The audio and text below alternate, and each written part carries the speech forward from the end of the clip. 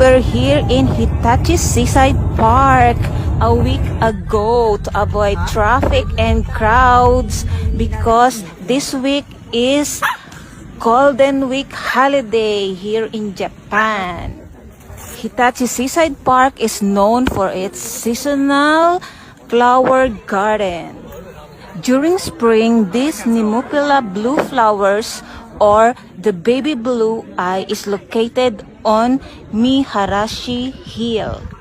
People are walking in wooded walking trails to view this full bloom Nemopila during last week of April until midweek of May.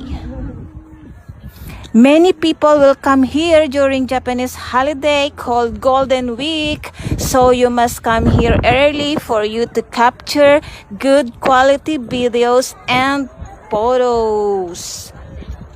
Look at that!